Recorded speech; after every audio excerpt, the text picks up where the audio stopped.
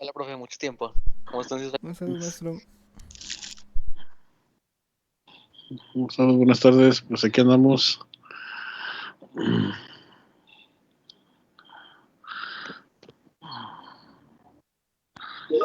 Ay, Dios mío, ¿qué vamos a ver? ¿Qué vamos a ver?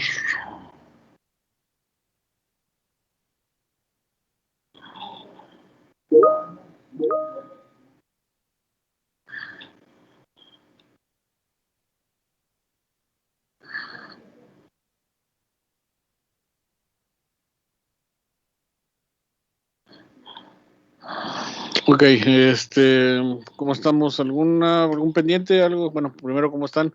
Es que como vengo con el otro grupo, pienso que ya los saludé a todos. Espero que, pues, hola a todos, espero que estén bien. Grupos de, tanto de, ¿qué semestre somos? Ya no me acuerdo. Cuarto, sexto.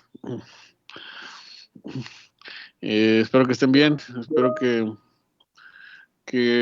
hayan descansado, porque ahora sí viene la embajada del semestre, como siempre, cuando regresamos. No sé si hay algún pendiente o algo antes de empezar la clase, algo que, que requiera que hablemos aparte. Que siempre hago la pregunta, porque luego Eh, empiezo y luego, sí, ah, regresamos. Mande. una pregunta rápida. Sí, dime. Bueno, lo típico de que vacaciones quería avanzar trabajos, bla, bla, bla, bla, porque este semestre se pone feo al final. Y me dio curiosidad, maestro. Estaba revisando en Nexus su PIA para administrarme y todo eso. Y igual me quedé con la duda, necesito preguntarlo. Eh, ¿Va a ser un trabajo escrito y presentado o solo va a ser una presentación? O eso, porque me acuerdo que quería checar si había un número mínimo de cuartillas o algo así, pero no venía. No viene O el por lo número menos, mínimo. no. Y como decía algo sobre presentación, yo pensé, pues supongo que el PIA va a ser solo la presentación y con citas y todo eso. Que si puede ser solo eso, está bien. Fíjense, sí, no, aquí la cuestión es, no me acuerdo si al principio habíamos quedado que también iba a ser escrito, que ahorita no tengo el programa a la mano, pero eh, y mis apuntes para verlo, pero no sé si habíamos quedado que también iba a ser escrito o nada más habíamos quedado con la presentación. ¿Qué recuerdan ustedes? Déjenme checar. Creo que nunca platicamos muy bien de eso, profe. Como que yo creo que todos dimos por sentado que iba a ser tan bien escrito, pero pues no sé, ahora que Galván pone el tema sobre la mesa, pues sí, sí me está causando conflicto, chale. Oh, Dios, no, conflicto no, por favor. Sí, no, Yo digo que votemos. Aquí adoramos la democracia. No, ¿cuál democracia? Aquí manda el profe. Ay, sí, ahora sí hay democracia. Les conviene. Déjenme checar la plataforma. Este.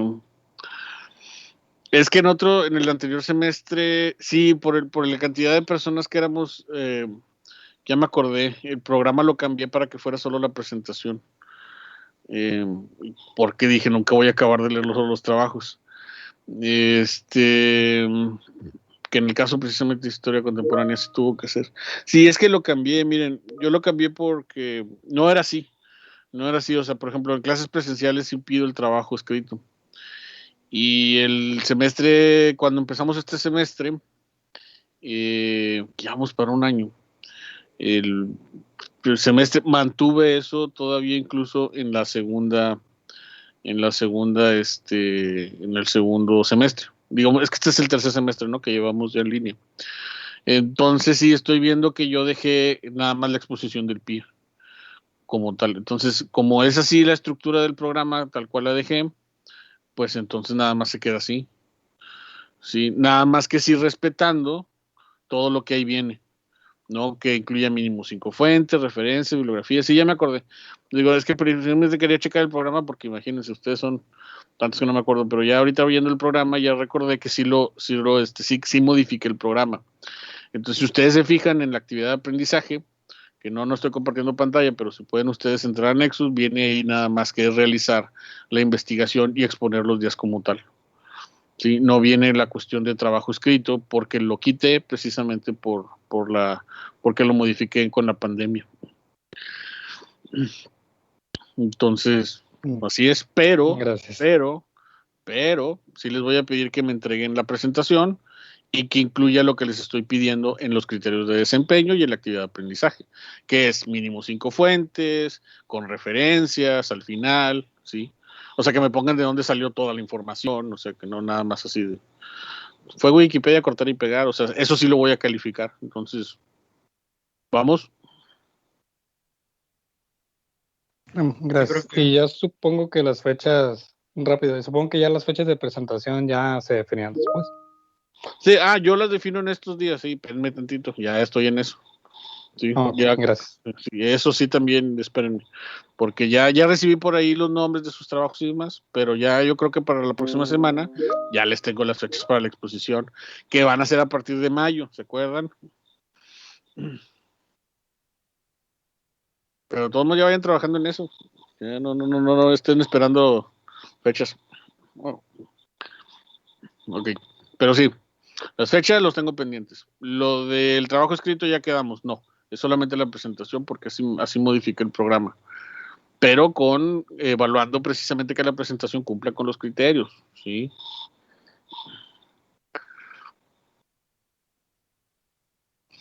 Sí, lo de las fechas, obviamente, si no hay fechas todavía, es porque adivinen qué, pues porque todavía no están.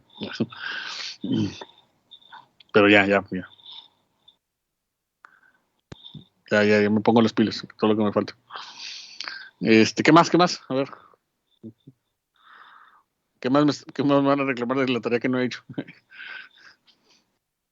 Qué bonitos tiempos vivimos, ustedes le reclaman al profe. Bueno, pues la verdad es duda medio estúpida porque no he entrado a Nexus, pero ¿ya calificó los exámenes? No, todavía no. Ah, ok, bien. Gracias. No, tranquilos.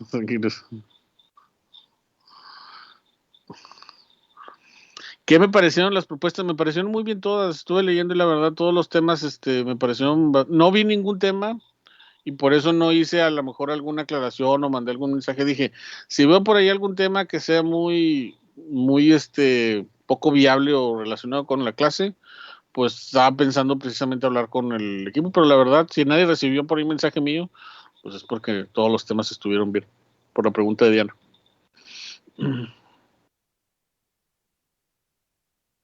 Pero sí, denme tiempo en estos días para organizar las presentaciones.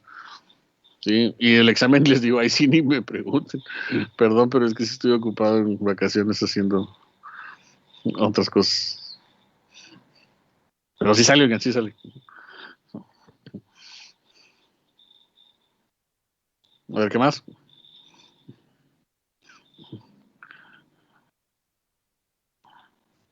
Profe, entonces, para lo de las presentaciones, ¿sería un equipo por clase o dos equipos por clase o cómo lo dividiríamos? Ya, yo lo divido, no se apuren. Yo lo voy a Ok, dividir. ok. Sí, Ok. ahí sí, en esta ocasión no les voy a, ¿cómo se llama? No va a ser al azar. Yo voy a organizar las mesas porque quiero que sea temático y de acuerdo a lo que yo pretendo que sea. Entonces ahí sí, ni se apuren, yo lo voy a dividir. Lo más probable es que sean 2 o 3, dependiendo del tiempo que tengamos por sesión. Yo creo que van a ser 2 por sesión. Ok, gracias, profe. Pero todavía no lo organizo. Espérenme. Sí, sí, no, todo bien. Perdón si todas mis respuestas son sí, ya lo voy a hacer, pero es que todavía no lo termino. Ya ando en eso. Es que de verdad sí ando ocupado. Ok, ¿alguna te preguntan? ¿Alguna pregunta que no puedes responder?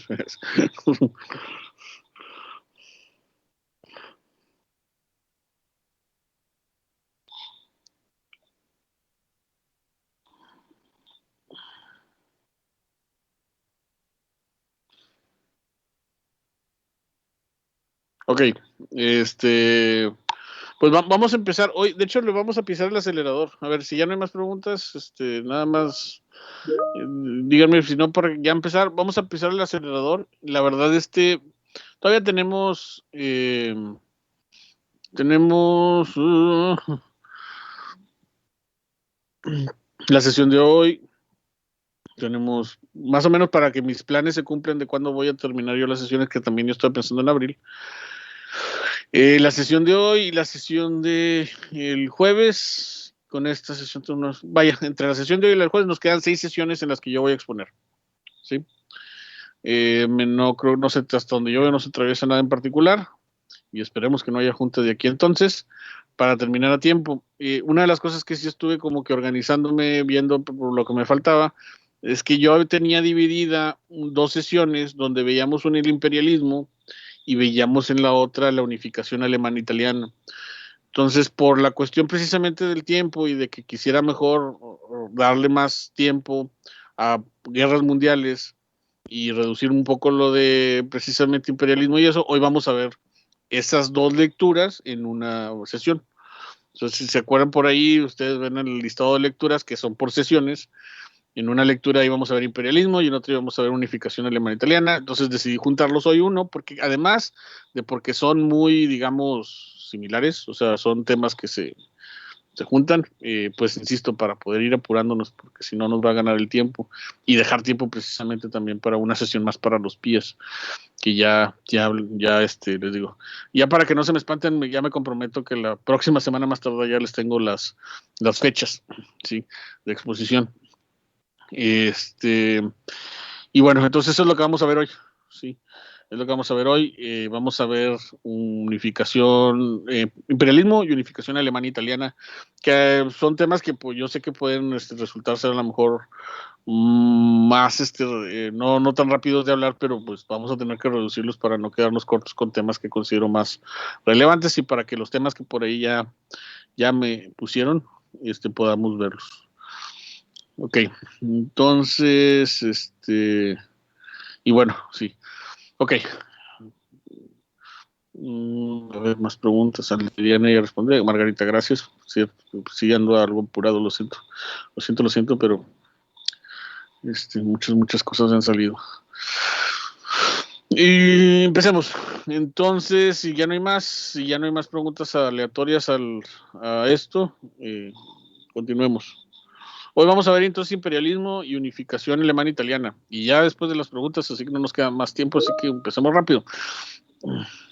Lo último que vimos fue precisamente, de hecho, de la expansión, así que vimos los inicios del imperialismo, ¿se acuerdan?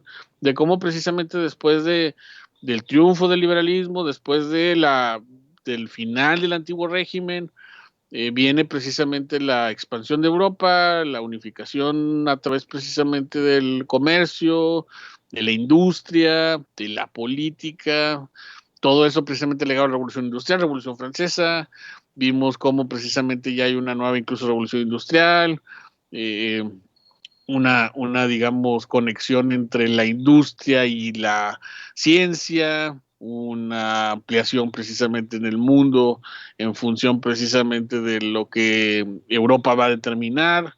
Bueno, eso creo que puede ser un resumen muy resumido de lo que vimos. Hoy vamos a hablar de cómo vamos a continuar con eso y de cómo precisamente va a ser también el papel importante de Italia y Alemania en los conflictos que se van a dar precisamente en el siglo XX. O sea, lo último que estuvimos viendo fue ya los principios precisamente de la segunda mitad del siglo XIX y pues aquí vamos a continuar con ellos. Yo sé que a lo mejor estamos saltándonos muchos temas, a lo mejor ustedes ahí van a estar pensando, bueno, ¿se acuerdan que las guerras napoleónicas las vimos en la clase anterior también brevemente? Pues aquí también a lo mejor vamos a ver esto breve, pero pues ya saben cómo estamos con el programa.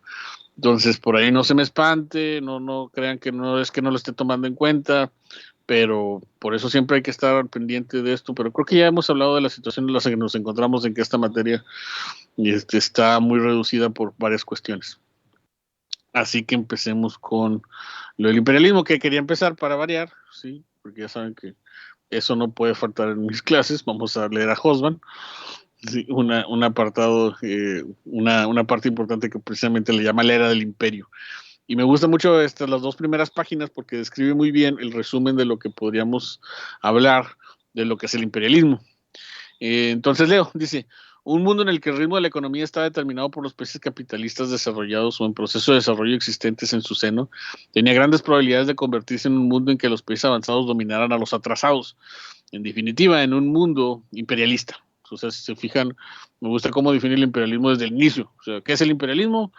Sí, un mundo en que los países avanzados dominarán a los países atrasados. Sí.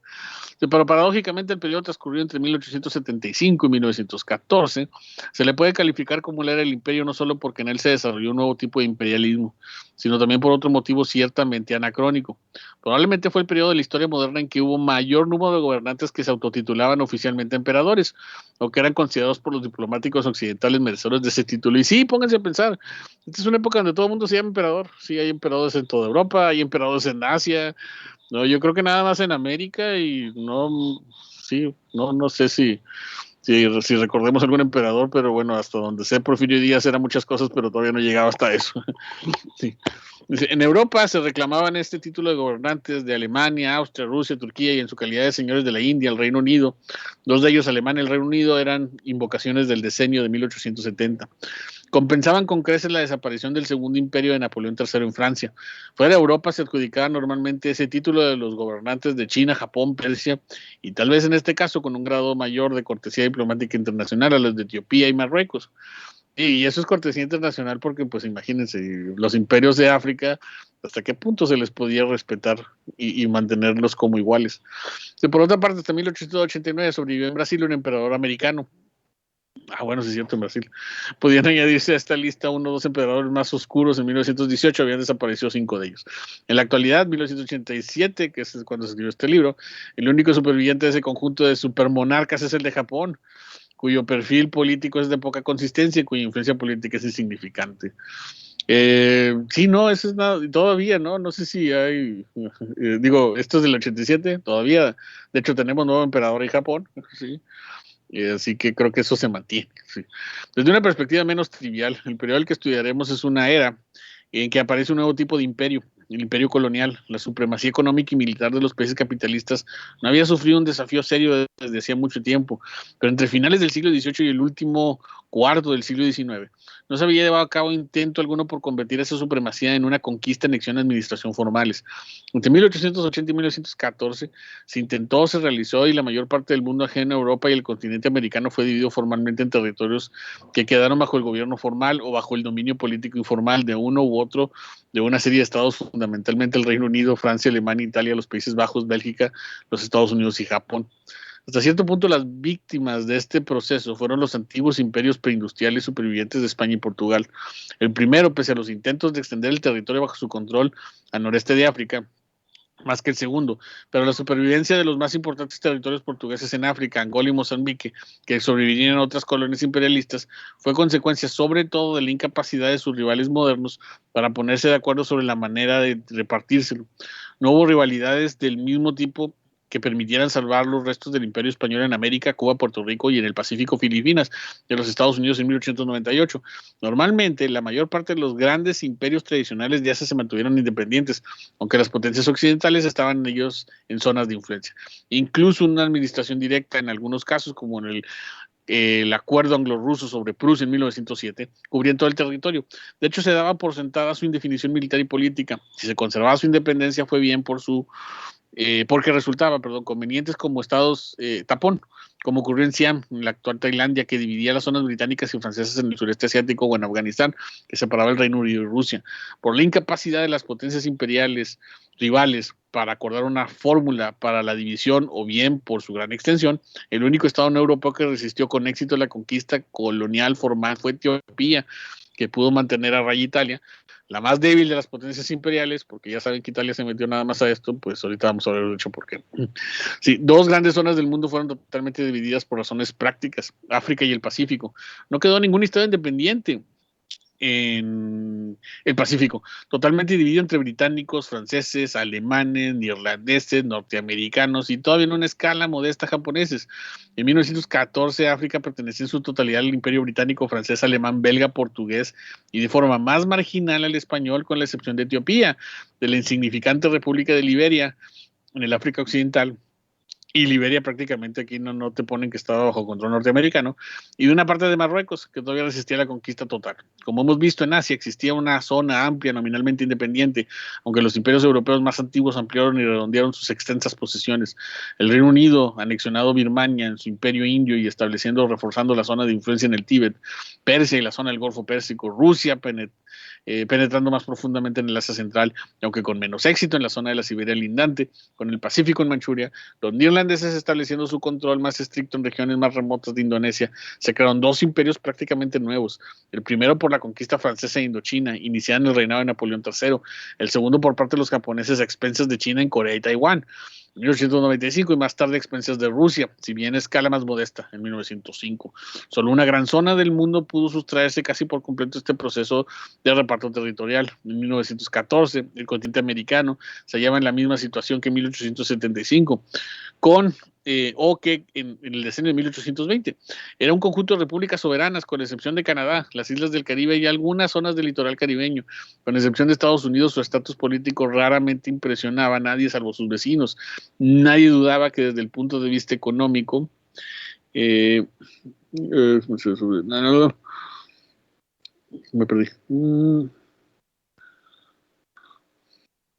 Sí, perdón, desde el punto de vista económico eran dependencias del mundo desarrollado, pero ni siquiera los Estados Unidos, que afirmaron cada vez más su hegemonía política y militar en esta amplia zona militar, intentaron seriamente conquistarla, administrarla. Sus únicas anexiones directas fueron Puerto Rico, Cuba, que consiguió una independencia nominal, y una estrecha franja que discurría a lo largo del canal, de Panamá, que formaba parte de otra pequeña república, también nominalmente independiente, desgajada de los efectos del más extenso país de Colombia mediante un conveniente revolución local. Y en América Latina la dominación económica y las presiones políticas necesarias se realizaban sin una conquista formal. Ciertamente el continente americano fue la única gran región del planeta en la que no hubo una seria rivalidad entre las grandes potencias, con la excepción del Reino Unido.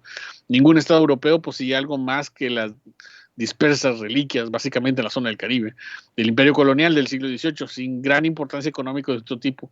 Ni para el Reino Unido ni para ningún otro país existen razones de peso para rivalizar con los Estados Unidos, desafiando la doctrina Monroe, y creo que eso último es muy importante, y ya con ahí me quedo. Digo, esta parte de la lectura me gusta mucho la introducción y por eso la leí toda, perdón si la leo, porque si se fijan, prácticamente resume cómo estaba el mundo. O sea, por una parte tenemos a una Europa que ya está más allá de sus fronteras.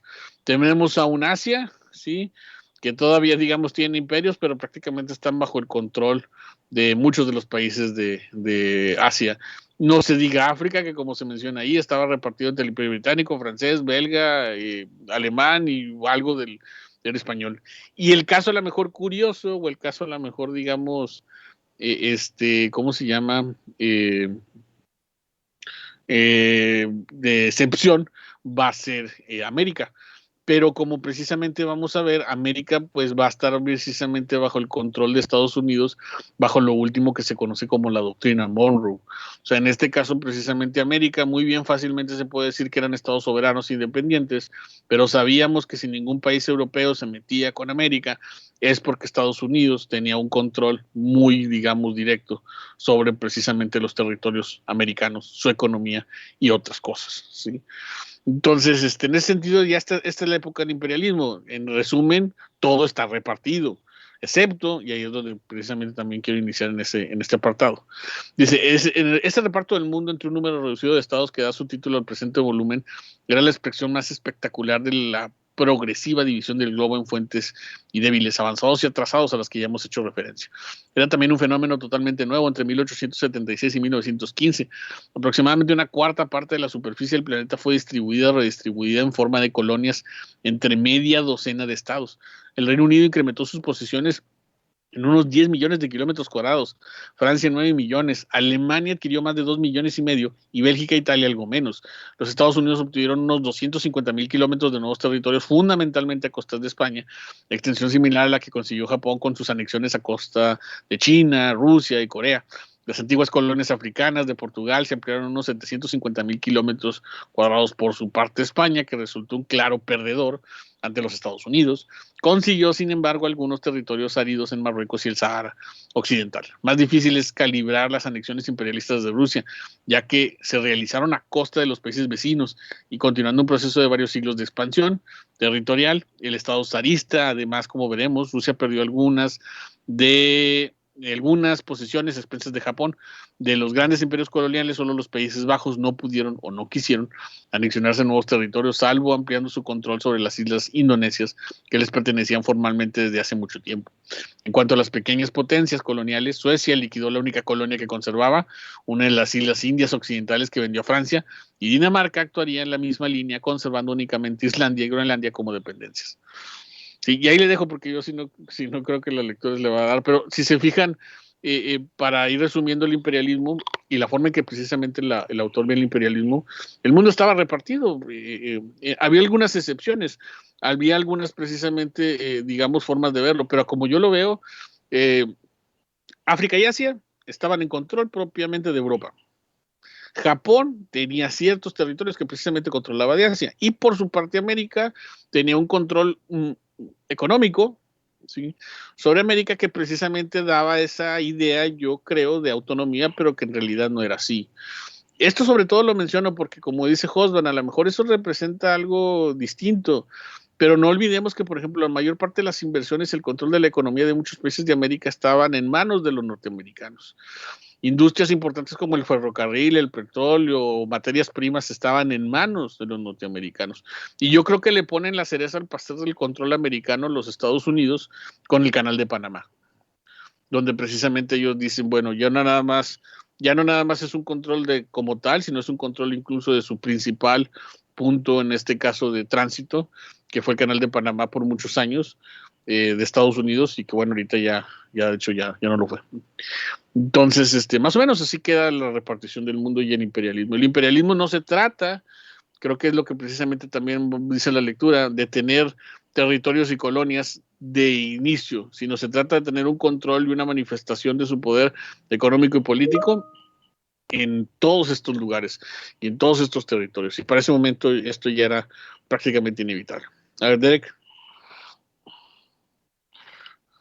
¿qué vas a decir? Solo quería... ¿Se me escucha? Sí. Sí, solo quería agregar que me parecía divertido como decían de los Países Bajos, que no, que lo único que hizo fue expandir su control sobre las islas indonesias como si fueran un territorio así chiquito y sin valor. Como si fuera poca cosa, pero pues es la forma en que precisamente los europeos ven a Asia. Ya precisamente una de las cosas que nosotros hemos visto en Asia es que pues no lo es. Si se dan cuenta, esa es la gran diferencia de llevar historia de Europa y historia de Asia, que nada más llevar historia de Europa. Y ese es el punto, ¿no? Muchos de estos territorios se consideran insignificantes desde ese punto de vista, pero creo que por ahí están llevando también África. Etiopía se menciona como un territorio que no fue conquistado y como un territorio que los italianos no pudieron simplemente consolidar, pero un poco le damos crédito también a los africanos, a los países africanos, en el caso de Etiopía, o por ejemplo rebeliones como las de los Zulú en Sudáfrica, para decir que ellos también se valieron ante la imposición del colonialismo. O sea, creo que eso es una de las cosas que debemos manejar en cuanto al imperialismo y los discursos de los historiadores que los manejan. Hobsbawm es inglés, y obviamente que va a hablar de la colonización inglesa como algo que en muchas ocasiones, aunque él no lo quiera, porque se menciona como un historiador social, pues como una supremacía prácticamente ineludible. Pero por otra parte sabemos que el colonialismo no todo fue tranquilo, no todo fue como se hace pensar, sí, porque de hecho no fue tranquilo por ningún lado, pero no todo fue tan fácil para ellos como muchas veces también lo hacen aparentar. En algunos casos la resistencia fue más dura, en algunos otros casos tal vez no. Pero al final el imperialismo de todos modos se va a imponer. Eso es la terrible realidad de lo que vamos a ver aquí. En algunos otros estados tal vez veían menos intereses y eso creo que también va a ser la diferencia del imperialismo. Pues que aquí no se buscaban colonias como tal, lo que se buscaba era puntos donde poder comerciar o donde poder ampliar su producción o donde poder extraer materias primas.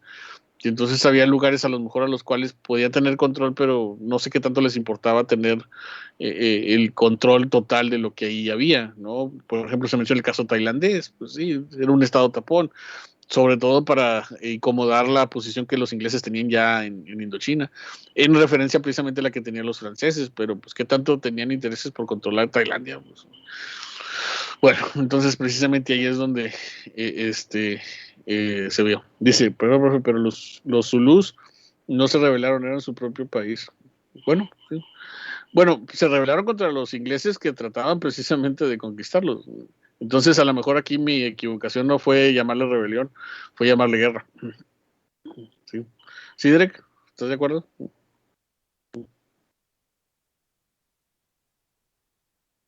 A ver.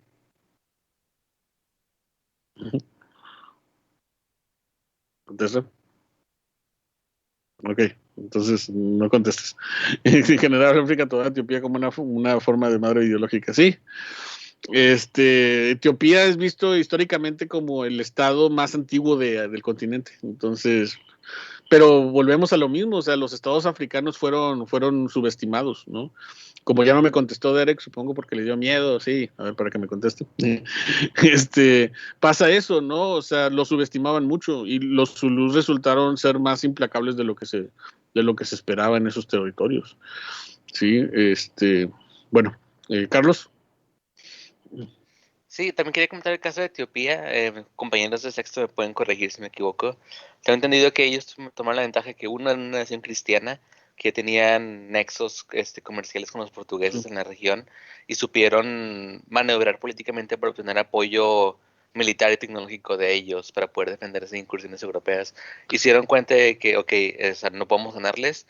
Hicieron como que tratos y concesiones de que, ok, quédate en el territorio, no lo uso de todos modos, dame tecnología y al rato como que se en estos tipos de rebeliones en contra de potencias europeas y logran que expulsarlos. Por lo menos hasta el periodo de entreguerra, vamos. Pero por mucho tiempo sí fueron independientes. Por esta habilidad de sus gobernantes de maniobrar su posición como Estado cristiano. Y eso agreguémosle que Italia no era precisamente el país más fuerte para colonizar otro territorio. Entonces ahí estamos en ese problema, ¿no? También. Sí, Etiopía tuvo muchas, digamos, ventajas que a lo mejor otros países precisamente del continente no tuvieron, pero vuelve a lo mismo, o sea, también fue ese menosprecio que hubo hacia los territorios africanos.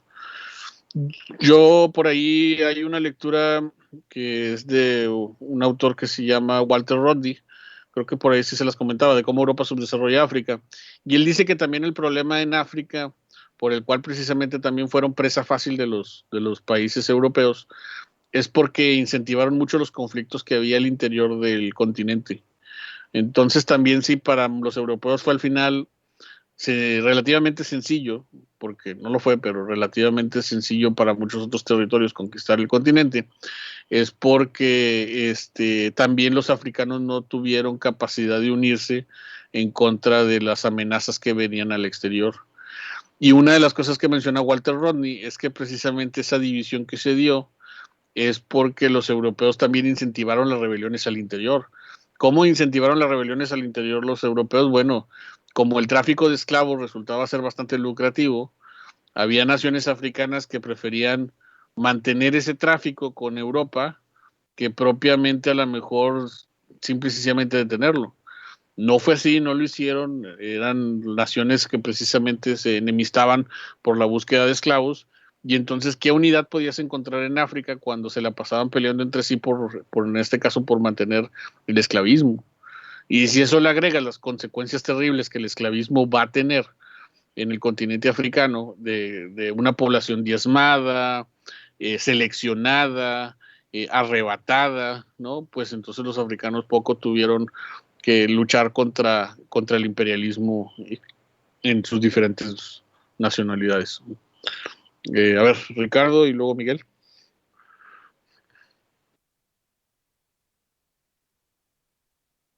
Sí, gracias.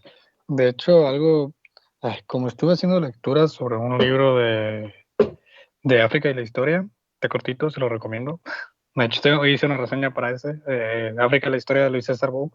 decir algo muy interesante porque, bueno, yo me inclino más a lo que son culturas e ideologías, y era de que cuando los europeos se dieron cuenta que no podían decir que África no tenía cultura porque existía Egipto, tuvieron que decir, es que en Egipto no había negros, eran gente blanca con exceso de melanina, pero eran blancos, bueno, Que eso es- blancos que se quemaron mucho. Y, o sea, bueno, en esos tiempos. Y otra cosa también, ampliando lo que dice Carlos, también falta lo de la localización geográfica, porque África siempre fue un lugar difícil de ir y de entrarse, y o sea, si de por sí era complicado, ¿con qué ganas van a querer ir a un lugar donde es complicado y aparte te están rechazando en cuestión de guerra y conflicto? Pues mejor me concentro en otra comunidad que pueda conseguir fácilmente. No, deja tú, yo creo que por ejemplo ahí también es una apreciación equivocada decir que Egipto no tuvo población negra. Lo que pasa es que muchas veces también el Egipto que se representa en las historias que conocemos es el Egipto ptolomeico, que como ustedes saben era un Egipto que ya estaba bajo control de los griegos y que precisamente en sus principales élites pues había gente que era más de Mediterránea, ¿no? O sea, del Mediterráneo. Hay un autor que se llama Kiservo, que tiene una impresionante historia de África, donde él menciona que, por ejemplo, en las primeras tiempos de las primeras dinastías africanas sí se menciona una población negra, pero que se ha olvidado porque precisamente representamos más al África bajo la visión del Egipto de Cleopatra, ¿no? Que más que el Egipto africano, ¿no?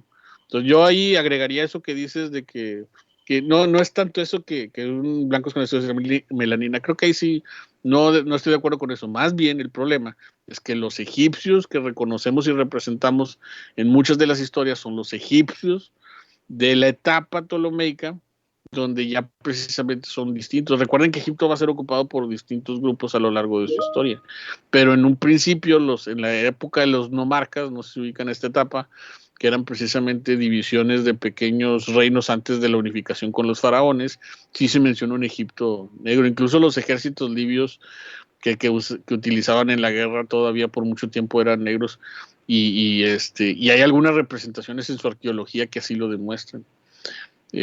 Ahora lo interesante aquí es precisamente cómo Egipto se ha precisamente aislado del elemento colonial africano por lo mismo, porque como es una civilización avanzada, entonces muchos no la toman en cuenta para decir que es parte de África, a la cual por lo general vemos como un continente atrasado.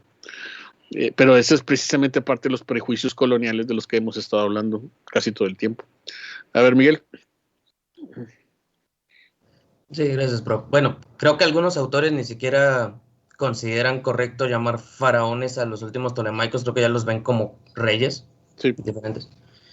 Pero bueno, no, mi comentario iba más me interesa cómo Hosman menciona poquito, ahí por encimita, cómo va surgiendo la consolidación de Estados Unidos como una hegemonía dentro de lo que es el ámbito bélico y de las armas, y creo que tuvo bastante que ver como una política ventajosa que tomó, y creo que va a ser una constante que más o menos se va a ir repitiendo, como en el caso de Cuba con España, que manda un buque, manda al Maine, se inventa la excusa de que se lo hundieron para poder entrar en guerra con ellos. Recuerda un poco lo que pasa también con Lusitania. Dice, es que había 10 estadounidenses en vamos a entrar a la guerra también ya cuando estaba un poco más decantado como estaba yendo los vértices de la guerra. Siento que más o menos Estados Unidos va a ver esas oportunidades y va a jugar muy bien con ellas. Sí, fíjate que Estados Unidos, es cierto lo que mencionas y qué bueno que lo dices porque son las ausencias que muchas veces los historiadores europeos no ven, y es que también es el gran aparato industrial bélico de transportes que Estados Unidos va a crear para que esos propósitos se den de esa manera. Pero de todos modos yo me sostengo en algo de lo que sí menciona Hosban, el hecho de que ahí, por ejemplo, Hosban dice que es sorprendente que sean estados soberanos los americanos. Yo creo que a medias, insisto, porque el control americano que había sobre los territorios, el control, mejor dicho, norteamericano que había sobre los territorios americanos es bastante evidente. A ustedes a lo mejor, por ejemplo, todavía no les toca ir a los archivos, pero cuando vean a los archivos, vean este periodo que estamos hablando, la presencia de norteamericanos. y empresas extranjeras que hay en este periodo es apabullante, lo cual te hace suponer que, ok, políticamente a lo mejor había soberanía, pero económicamente el control que teníamos estaba bajo el control norteamericano en una parte, europeo en otra, a lo mejor pequeña, pero principalmente norteamericano. El caso de Monterrey es lo más evidente, ¿sí? Y ustedes lo pueden ver en las empresas regiomontanas de esos años, ¿no? Los famosos años porfirianos, desde la fundidora hasta la cervecería, el capital que había norteamericano era muy evidente. Claro, también había capital alemán, también había capital austriaco, capital español, capital incluso italiano, por ejemplo, en el caso de, de la fundidora, con uno de los, ¿quién es? Paisagoiti, Ferrara, Kelly, los fundadores de la fundidora. Uno de ellos era italiano, pero principalmente eran norteamericanos, ¿no? Incluso el ya tener que hablar inglés y demás. Y recuerden, ¿cuál fue el gran momento del nacionalismo mexicano en el siglo XX? Uno de los grandes momentos del nacionalismo mexicano en el siglo XX, si no fue la expropiación petrolera. Sí, es todo eso que dices, pero la verdad es que el control, y eso es lo que al final detuvo a que países europeos se adentraran más sobre América, y por eso prefirieran incursionar en África y en Asia, que era un hecho de que la doctrina Monroe, ¿no?, de América para los americanos, fue toda una ideología de pretexto por parte de los Estados Unidos para decir que la soberanía de América estaba precisamente en el control de Estados Unidos. De hecho, no sé si ven que por eso los gringos celebran tanto el 5 de mayo. No sé si se han dado cuenta de que hay una muy extraña celebración del 5 de mayo por parte de los norteamericanos. No sé si se han dado cuenta de eso. Sí, que dicen feliz 5 de mayo y es como Sí. que aquí es de que, pues sí, pero no nos Es que tiene decimos bastante feliz 5 de sentido mayo. porque Estados Unidos en ese entonces tenía la política esta de intervención a cualquier país que quisiera entrar a América y que fuera europeo, pero no podía intervenir porque estaban en su propia guerra civil. Entonces se podría decir que México, al defenderse, simplemente es interpretado por Estados Unidos como una manera de que ellos hicieran cumplir la propia doctrina Monroe aunque fueran otro país aparte. Exacto, entonces por eso es bien curioso que ni nosotros nos tomamos tan en serio el 5 de mayo como en otras fechas sí se tomaba el 5. Yo creo que ya recientemente no, sobre todo después de Trump, que ya como que el nacionalismo gringo ya saben que se agudizó más. No sé ahora con la administración de Biden si vaya a volver, pero porque hasta donde yo recuerdo creo que Trump hasta canceló las festividades del 5 de mayo o las celebraba de una forma distinta, ya no como era antes, que había mariachi, cosas por el estilo. Y tiene que ver con todo eso que menciona Arnold. Así tal cual lo menciona, porque ellos ven en esa fecha el respeto y la continuación de la doctrina Monroe en territorio norteamericano. O sea, al final, una América unida, que eso tiene muchos asegúnes y muchos entre comillas, es algo que se representa con el 5 de mayo. ¿Sí?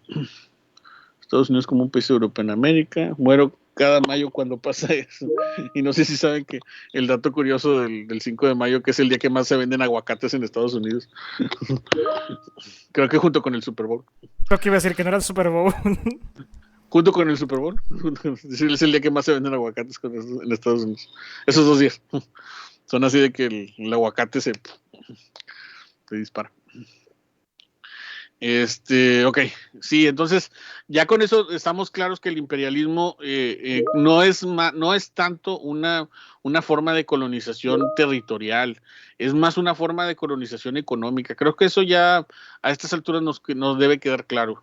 O sea, no era tanto conquistar territorios. El caso, por ejemplo, de Estados Unidos es el ejemplo de que el imperialismo no tenía que ser político o no tenía que ser territorial, era tener el control económico. De hecho, si ustedes, por ejemplo, ven el mismo colonialismo británico, eran pocas las que eran colonias. Muchos de los países en los cuales ellos estaban eran más protectorados que colonias. Colonia Sudáfrica, colonia la India, pero otros territorios en los que estaban, por ejemplo, en Egipto o en Asia, más bien eran protectorados, lo cual volvemos entonces al punto. Esta es una etapa donde ya no se quiere regresar a esa forma de viejo colonialismo que precisamente era buscar territorios, expanderlos y volverlos parte de los reinos. Como ya los reinos son cosa del pasado, desaparecieron y las monarquías ya no tienen la misma función, entonces lo que ahora buscan estos imperios, que como dice Hosman, parece que ahora todo el mundo quería ser emperador en esos años, pues era más bien el control de territorios y de su mercado y su comercio y su economía, en algunos casos más exitoso y en algunos otros casos no. Y creo que en eso bien podríamos resumir mucho de lo que estamos hablando. Dice aquí, cada año voy a golear Texas, y supongo que ves. Completamente de acuerdo, siento que estadounidenses creen que nuestro 5 de mayo es como... Sí, y mal hecho, ¿verdad? Pero les digo, pero creo que tiene que ver más con eso que ya se habló, que lo mencionó Arnoldo, y que tenía que ver precisamente con la, ¿cómo se llama? Con esa representación de la doctrina Monroe en territorio mexicano. Ok, entonces queda claro esta cuestión. Digo, podríamos ahondar más en el imperialismo, pero el imperialismo al final es eso. Hay otras cosas que van a ser interesantes en el imperialismo, que son las que ahorita voy a mencionar con esta presentación que traigo. Y es el hecho precisamente de que el imperialismo también es una representación de los valores políticos, económicos, ciudadanos que Europa precisamente también trataba de representar en el mundo al cual precisamente ocupaba. Entonces era también, por ejemplo, el imperialismo una forma de llevar el liberalismo a estos lugares. Era imponer, si lo queremos ver, pero también llevar el sufragio, los derechos del ciudadano, principios de gestión, economía, concesión de trabajadores, enseñanza. O sea, una de las cosas que creo que el imperialismo también hay que verlo es que no solamente, a lo mejor es como un segundo objetivo, pero no era su único objetivo solamente tener el control económico de estos territorios, sino también llevar la vida y la cultura occidental. Es por eso que el colonialismo actualmente es tan criticado, no solamente por los efectos propios del colonialismo tal cual en materia económica y en materia política, sino también por el hecho de que precisamente son, ¿cómo decirlo? Son, evidentemente también trajo consecuencias en la cultura, en el dominio precisamente sobre estos lugares y sobre estos territorios, que todavía se siguen teniendo sus efectos, ¿no? Hay una lectura que, por ejemplo, yo les recomiendo, para variar también de Hobsbawm, pero Hobsbawm es más bien compilador, no es el que hace toda la obra, que se llama La invención de la tradición. Y por ejemplo, hay un capítulo cuando le habla de la invención de la tradición africana, que creo que por ahí se los comentaba antes de salir. No recuerdo si lo decía con ustedes o en otra clase, donde él precisamente menciona, o sea, estamos hablando que los países coloniales no solamente llevaron su comercio y su economía, sino también su cultura a estos países. Y también por lo mismo segregaban la cultura de los países a los cuales iban, porque entonces ellos suponían que su cultura era superior y entonces prácticas que ellos tenían pues se consideraban bárbaras o salvajes y las prácticas que los colonizadores llevaban las consideraban como más elevadas, ¿no? En el caso, por ejemplo, de África se menciona cómo se introdujo pues, nuevas formas de vestir, nuevas formas de hacer la guerra, las armas, nuevas formas de tomar el té, ¿sí? Los deportes, todo. En el caso, por ejemplo, sudafricano, ¿no? Que no sé si ubican, que ya ven que se practica mucho el rugby, pero también está el fútbol. Entonces el rugby es algo que practicaban los ingleses y el fútbol es algo que practicaba la gente que pues que no eran ingleses. Y hay una película por ahí de Clint Eastwood que se llama Invictus, que habla precisamente sobre el mundial de rugby, ¿no? Y mencionan eso, ¿no? De que el rugby es un juego de caballeros jugado por salvajes y el fútbol es un juego de salvajes jugado por caballeros. No me acuerdo cómo va la idea, pero eso eran las representaciones de la tradición de estos países. Entonces estos países precisamente llevaban su tradición, llevaban sus formas precisamente de gobierno a estos otros territorios y segregaban aquellas que ya existían ahí. Entonces una gran transformación que vamos a ver en el siglo XIX y que no vamos a ver en toda su historia, y eso es precisamente a lo que me refiero con esto, es que las tradiciones coloniales se van a suponer superiores a las que ya existían. ¿Sí? Y el colonialismo entonces se va a ver como una forma de occidentalización que no solamente es económica, sino que va a transformar a todos los países a las formas de vida occidental en las cuales precisamente se estaba dando. ¿Sí? Va a ser contundente, va a ser total, va a ser absoluto, no del todo, ¿sí? Pero sí, pero sí, precisamente lo vamos a ver así.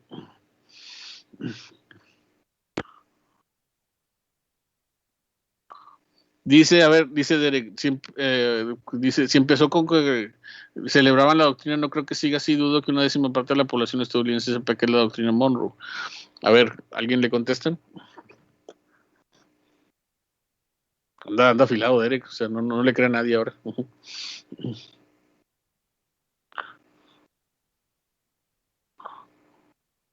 Pues la verdad no sé muy bien cuál sea el estatus cultural de Estados Unidos ahora mismo, pero pues como usted había mencionado hace rato, digamos, el nacionalismo se notó bastante fuerte incluso hace unos años con Trump. O sea, quizá no sea lo más popular aquí la doctrina Monroe, pero debe haber una buena parte de la población que aún la conozca. Y aún si no es así, pues simplemente por el pasado donde fue tan importante, pues actualmente esa relevancia sigue, aunque ya no se sepa el significado original. Dice Derek, se sintió como que me los quería aventar. No, se siente como que, oye, no te puedo responder yo todo, Derek. Es para que alguien más participe. Si lo sentiste así, lo siento. Sí, yo no soy el que estoy atacando. Carlos. Margarita levantó la mano primero. ¿Quién? Margarita levantó la mano primero. Ah, Margarita, perdón, no lo vi. Gracias, Carlos. Gracias. Bueno, yo solo quería decir que tal vez no conozcan históricamente qué significa la doctrina Monroe, pero le preguntas a cualquier estadounidense, sobre todo sureños, y América es para los americanos, los trabajos son nuestros. Entonces, pues no creo que necesiten saber de dónde viene, pero sí ponerse la gorra de Trump, el MAGA hat, y ya con eso basta. Ya entiende lo básico de la doctrina. Ahora, lo que tú también, digo, si ya quieres que yo te conteste, lo que tú también estás suponiendo, porque es la suposición es que una parte de los Estados Unidos no conoce sobre eso, así como una parte de los mexicanos tampoco conocemos muchas de las festividades que hacemos, aceptémoslo. O sea, yo en primer semestre y en filosofía y letras les pregunto qué celebramos el 20 de noviembre, el 15 de septiembre y no me saben qué contestar. O sea, pero estamos hablando de que son políticas cívicas que desde arriba se tratan de imponer. Y creo que en el caso norteamericano vamos a algo similar. Tal vez no sepa el grueso de la población, pero vienen siendo políticas que se tratan precisamente de aplicar como una forma también de generar o de construir civismo, lo que eso implique. Carlos, ahora sí, luego Ricardo. Sí, quería eliminar el factor de especulación y pues preguntarle directamente a Andrea, pues ella vivió el sistema de educación estadounidense. ¿Qué tanto les enseñan esto de la doctrina de Monroe, si es que se los enseñan y bajo qué luz? Vamos, siento que sería una vista muy importante de obtener para esta clase o para este quiz. Pero perdón, Andrea, si no quieres decirlo no hay problema, si no quieres hablar. Ya la está comprometiendo. Sí, Yo sé, perdón. Es que es muy de que o sea, pintan a los Estados Unidos como héroes, o sea, pintan la doctrina Monroe como algo bueno, algo innovador, algo o sea, sumamente necesario, incluso hasta ahorita, y pintan el manifiesto, el destino manifiesto, no sé, el manifestar el destino, no sé cómo se dice, pero como algo de que y nos expandimos para agarrar más tierras y así hacer esto una nación grande y toda la cosa, y no mencionan la caminata que tuvieron que hacer los indígenas, donde muchos murieron, no lo mencionan, y si lo mencionan es bien poquito, o sea, la enseñanza de la historia estadounidense es muy fea, es muy...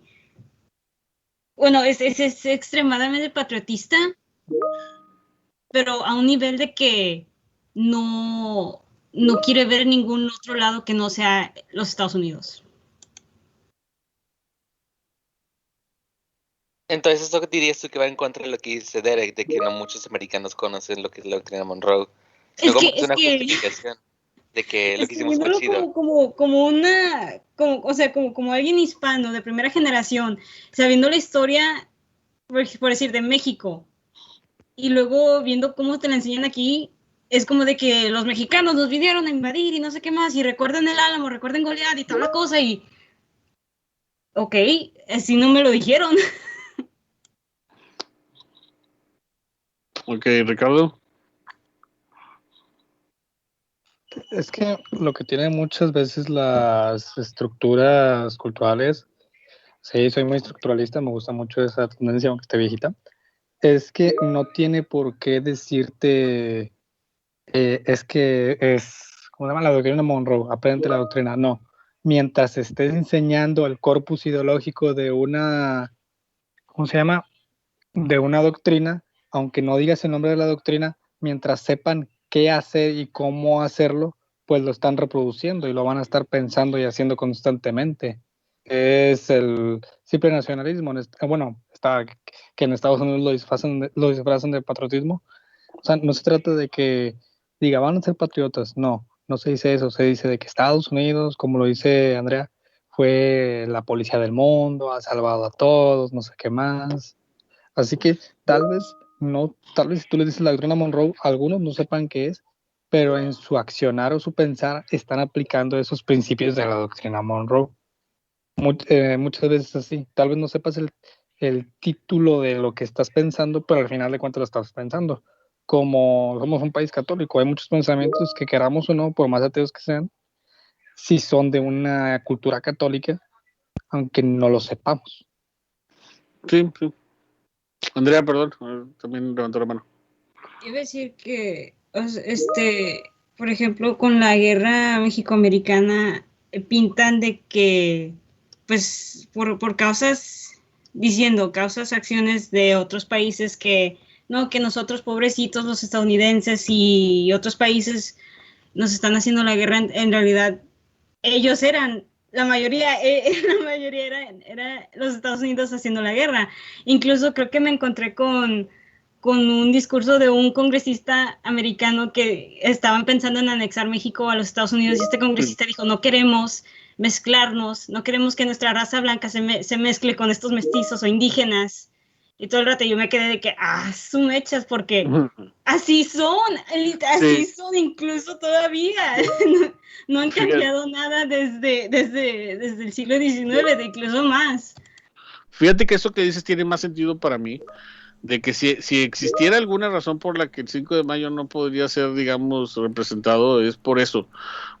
Pero como el 5 de mayo es representación de la lucha contra lo que llamamos extranjeros, que no son americanos, pero yo estoy más de acuerdo con eso, o sea, con la idea precisamente también devaluada que tienen de toda América debajo del río Bravo. Sobre todo, obviamente, como en cada país, el ala más conservador y radical de los norteamericanos, ¿no? Que piensa que somos inferiores en muchas formas.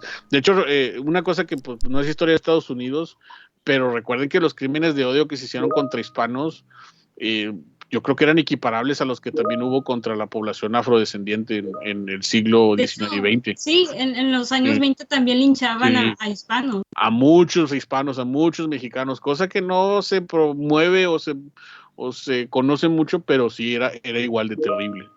Entonces, sí, yo también me voy por ese lado. Entonces, y ahora, no nos estamos desviando del tema, porque precisamente por si piensan, bueno, ¿qué tiene que ver esto? Pues es que esas son las formas de colonialismo y pensamiento colonial. Estos países, tanto en Europa como Estados Unidos, el mismo Japón, lo hablamos también con Asia, se veían superiores en esos niveles.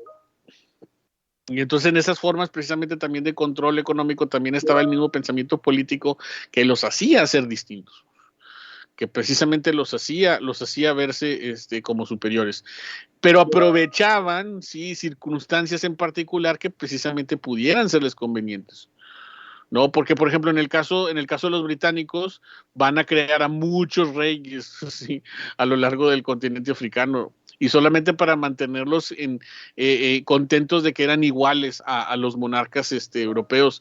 Y lo mencionaba ahorita José, pero la verdad es que no lo eran concesiones que les daban los europeos a los africanos, de que, sí, ahora tienes un rey, el rey Chaka de Zulú, el rey de Etiopía, pero eran títulos que les daban solamente para poder tener incluso un control de la población y decir que eran iguales a lo que ocurría en Europa, pero no eran así, porque ni siquiera les llamaban reyes como tal, eran jefes en otro nivel y en otras circunstancias.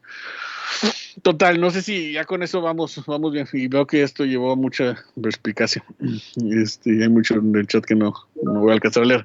A ver, ¿quién más levantó la mano? ¿Carlos? ¿Ahí? Creo que Diana tenía la mano antes que yo. Diana, es que como no los veo las manos, veo nada más los que me aparecen en la pantalla, no veo los demás. Entonces, díganme. Así rapidito, profe, pues a manera de completar un poco.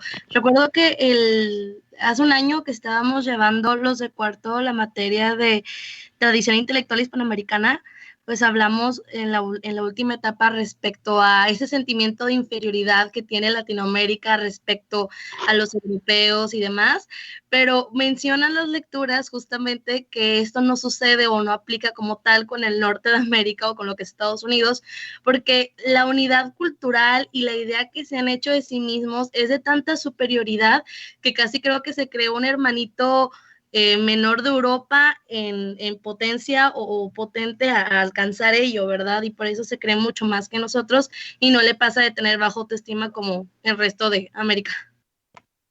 Sí, sí, ese es parte de eso, digo, por eso es un tema que mencioné, Andrea, creo que también tiene para mí sentido, de que al final también hay una versión bastante menospreciada de cómo ven, pero bueno, una parte, pero una idealización también de la doctrina Monroe. Recuerden que también lo mismo pasó con el famoso panamericanismo bolivariano, ¿no? Es que también buscaba y pretendía unificar América, pero luego se topaban con diferencias étnicas, diferencias culturales. Ese ha sido el gran problema de la crisis del Estado-Nación. ¿Se acuerdan que yo les había mencionado mucho esta idea de la crisis del Estado-Nación? Sigue siendo el problema actual de la crisis del Estado-Nación.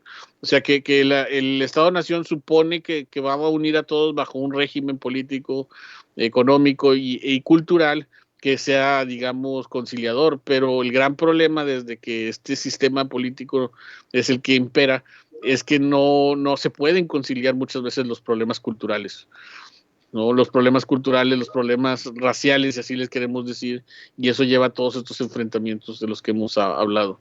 Entonces, si en el papel, y hablamos sobre todo por esta etapa imperialista, se promovía la idea de una unidad, esta se rompía al momento de que salían los prejuicios por parte precisamente tanto de los países coloniales como de los países que no lo eran tampoco, ¿no? Digo, piensen en México también, durante la independencia, uno supondría que fue una etapa de unidad entre las élites criollas y la población indígena, pero sabemos que la población indígena era utilizada como carne de cañón y muy poco iban a conceder que la población indígena pudiera tener una fuerza política dentro del gobierno que se estaba planeando tener en el siglo XIX, cosa que ocurrió muy poco, ¿no? No digo que no ocurriera de todo, pero muy poco ocurría que le dieran forma y representación a la población indígena, porque incluso en México también se daba eso, por decirlo de una manera. Bueno, a ver, hay muchas opiniones, oigan, ahora sí les disparó este tema su atención. ¿Continuamos o algo más que agregar a todo el... Está bien interesante la unión italiana y germana. Sí, hay que hablar de la unión italiana y germana. Yo quería hablar sobre ya para volver al tema, creo, cómo estas expresiones del imperialismo europeo y americano, con la doctrina Monroe y esta noción de civilizar a los demás pueblos y obviamente se lo vendían a sí mismos de esta manera. Estamos civilizando, estamos trayendo industria y pues estamos como que agarrando nuestra paga justa, porque no es gratis tampoco que les traigamos civilización a estos atrasados. Obviamente quiero estudiar eso, sonó muy horrible que así pensaban o así justificaban sus pensamientos. Yo no digo eso. Tan egocéntrico que sea, no soy así. Y yo quiero recalcar que son como que unas herencias del pensamiento romano, de la que influye tanto la civilización occidental. Esta idea de que autodefensa y es por el bien de los pueblos que estamos conquistando. Este paternalismo que resurgió más que nada, siento yo, durante la Revolución Francesa también, con el Imperio Napoleónico, que él modeló mucho su imperio en Roma. Él de que sí, voy a traer democracia y los valores de la revolución a los demás países de Europa por la fuerza. Y ahora están haciéndole eso al resto del mundo. Sí, y lo hacen de una manera en la que ellos piensan que esa es la forma ideal de gobierno. Y ese es el problema precisamente del colonialismo occidental, que se piensa superior precisamente por las, digamos, resultados que tuvieron. Pero bueno, esto volvemos si lo hacemos parte del actual debate, pues eso es muy relativo. Eso es muy relativo, pero bueno, eso es precisamente lo que estamos hablando. Y ese fue el problema de la Europa colonial. Ahora, está bien que estemos hablando de esto, porque precisamente para cuando veamos este tema que ahorita vamos a hablar rápidamente, y la Primera Guerra Mundial, ¿sí? Entendamos que eso todavía persistía. O sea, la Primera Guerra Mundial fue una guerra precisamente donde Europa se estaba enfrentando entre sí, y el resto de los países que van a involucrar estaban precisamente casi adheridos bueno, es que tengo que pelear con estos países porque yo les debo tanto, porque son parte de mi cultura, porque son esos países que me protegen. Y entonces por eso también el conflicto mundial fue innecesario en muchas formas, porque involucraron a países que poco o nada tenían que ver con los conflictos que Europa estaba arrastrando desde tiempo atrás. Entonces ahí es donde el discurso colonial funcionó, se adherió precisamente a esta situación, y entonces todavía pasa, ¿no? Que ¿cuántas veces no nos sentimos parte de la cultura occidental en México?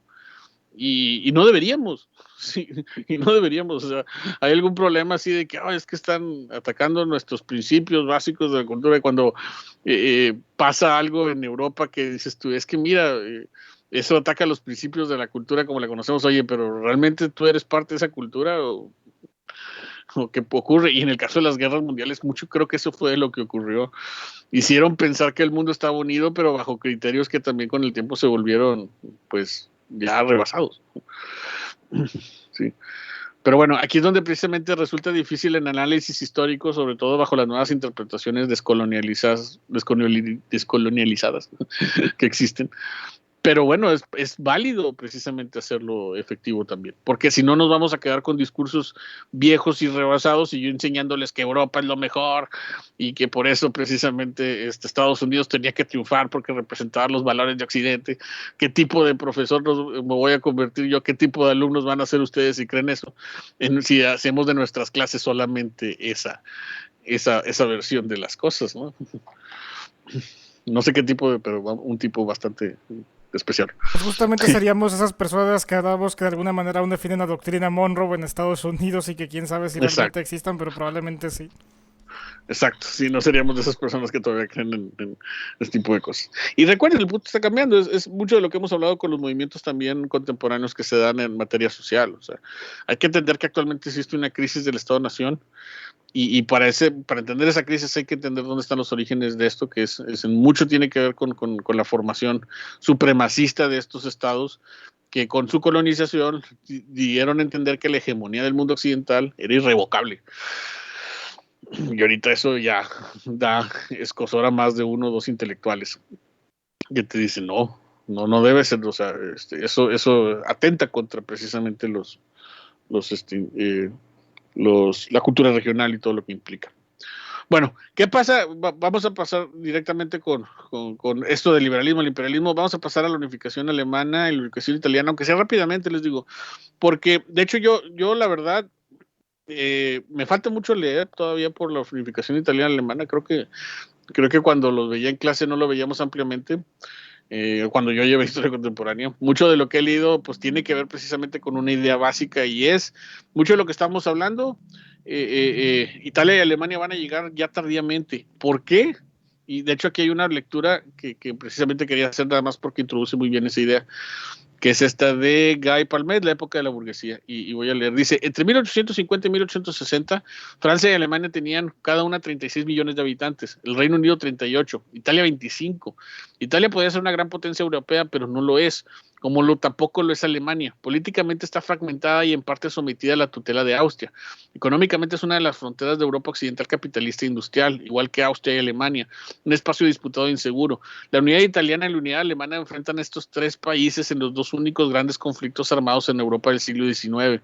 En ambos casos, Francia, que quiere y cree ser la primera potencia continental, toma parte del conflicto desde varios aspectos. Hay que relacionar pues el fenómeno de la unidad italiana con el movimiento general que conmueve a el Europa occidental, así como desde un cierto punto de vista el liberalismo político aplica los principios enunciados por la Revolución Francesa en 1789, porque en definitiva la burguesía lo es bastante fuerte como para imponerse la unidad italiana y puede ser considerada como la última onda de esa revolución a escala europea, ya que Napoleón III realizaba lo que había sido esbozado por Napoleón I, porque no es sino la Revolución Francesa de 1789 lo que da a Italia la idea fuerza de nación, comunidad, ciudadano cimentada por el vínculo contractual y la conciencia cívica, que es aquella que le da origen a la idea a la idea unitaria de las primeras realizaciones calcadas del arquetipo francés y conforma el nuevo derecho derivado de los principios de 1789.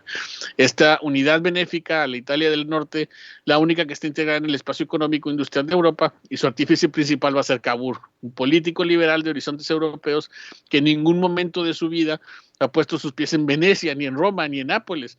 Finalmente es así como el liberalismo belga, holandés, francés es anticlerical, la unidad italiana se hace contra el Papa, quien pierde sus estados, y se retira por más de medio siglo al Vaticano, considerándose prisionero de un nuevo reino. ¿Qué pasa con Italia? Con Italia pasa, si toda esa explicación a lo mejor fue algo rebuscada, déjenme lo resumo. ¿Qué nos dejó la Revolución Francesa como ejemplo? Que ahora el poder tenía que conciliarse o por lo menos ponerse como prioridad ante el poder de la burguesía. El problema con Alemania e Italia es que eso todavía no ocurría, ¿sí? Van a ser de estos únicos estados napoleónicas, el poder de la burguesía todavía se va a ver reducido. En el caso italiano, y por eso pongo el mapa, espero que lo estén viendo, históricamente los burgueses y el poder económico y comercial estaba al norte, ¿sí? En lo que alguna vez fueron precisamente estas ciudades italianas que se acuerdan que se habían enriquecido con el Renacimiento. Entonces tenemos un problema en Italia. Tienes a la burguesía y a la industria que se estaba formando en el norte, tienes a los estados pontificios en el centro, ¿sí los ven? Que precisamente se negaban a ellos a ceder el control de muchos de los territorios que tenían, y tienes a un sur prácticamente agrícola. Y me llama la atención que precisamente cuando dice Cavour, quien va a ser este personaje que, se me fue, es que no lo veía, que lo tenemos aquí en la parte derecha, sí lo ven, dice, no va a pisar siquiera el centro y sur de Italia, pero no sé si ven, por ejemplo, esa imagen que representa él.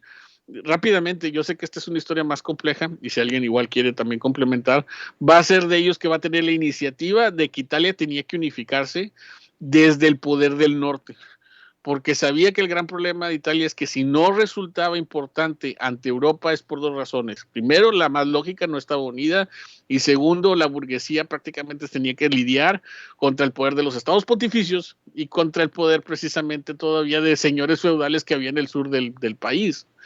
Entonces la unificación italiana pues, rápidamente va a ser una lucha entre el norte, que precisamente busca unificar criterios económicos, un sur que se resiste y unos estados pontificios que siempre están en medio, porque todavía eran remanentes de lo que alguna vez fue el poder del Vaticano más ampliamente en Europa, y que para ese momento precisamente no persistía. Entonces, la unidad italiana, pues, en gran parte va a ser la comunión de, tanto, por ejemplo, de Giuseppe Garibaldi, que vemos aquí un militar que va precisamente a lidiar con ese problema, el convencimiento de la nobleza con Víctor Manuel II, aquí todavía rey de Italia, pero sobre todo Cavour, que como menciona la lectura, va a ser el que dice, bueno, es ese burgués que tiene la idea de que hay que unificar Italia, porque de lo contrario Italia entonces no iba a resultar de ser un país importante.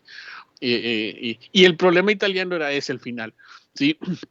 Un poder dividido entre norte, centro y sur, y sobre todo también entre un norte que nunca logró del todo conciliar y que para este momento lo logra, y por eso ya para 1870 entonces estamos hablando de que se va a lograr lo que pues hasta ese momento consideraban pues imposible, que es la unificación italiana. ¿Sí? ¿Vamos? A ver, ¿quién ha leído algo más sobre la unificación italiana?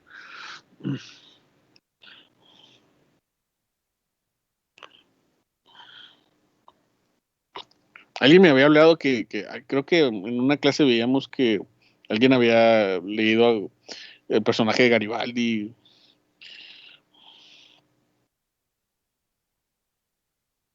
Derek y yo tenemos la mano levantada, pero le doy la mano a Derek. Ok.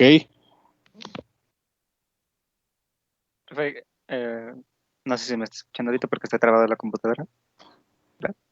Hola. Sí, te escucho. Ok. No, que me gusta mucho la figura de Garibaldi, porque él era si no me equivoco, a lo mejor estoy recordando todo mal y estoy sacándome todo esto de la nada, pero lo voy a decir como quiera. Si no me equivoco, Garibaldi era un republicano, o sea, él quería una república italiana, pero dijo, sí.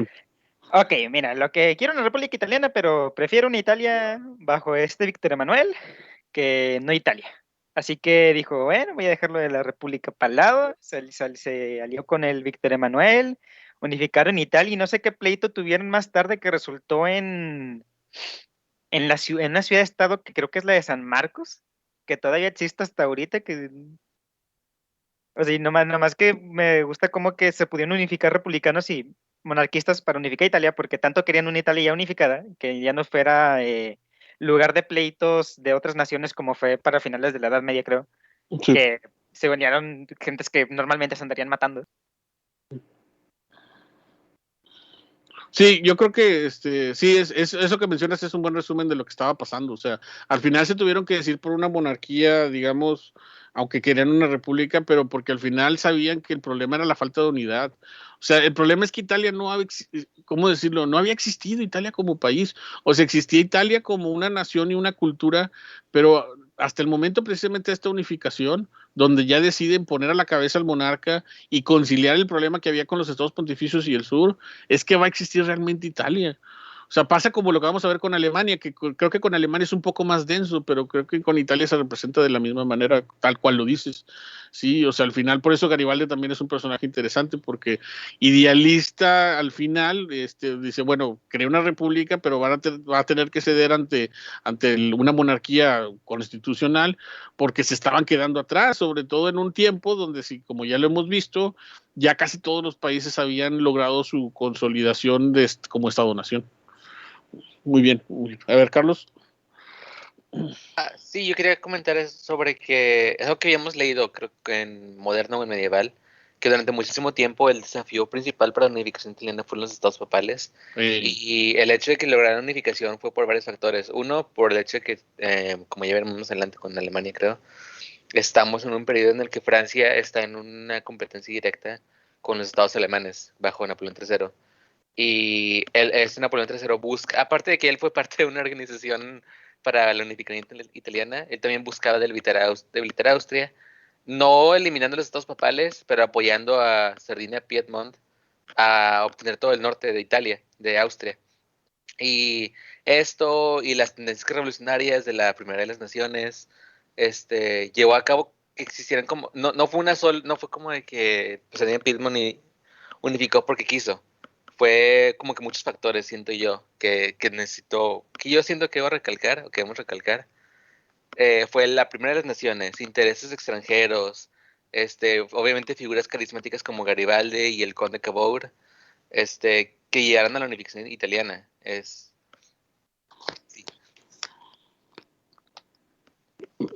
Sí, fíjate que eso que mencionas es lo que prácticamente que dices que vieron en Moderna, es lo que casi también todos mencionan como el principal obstáculo por el cual durante tanto tiempo Italia no se pudo unificar los estados pontificios.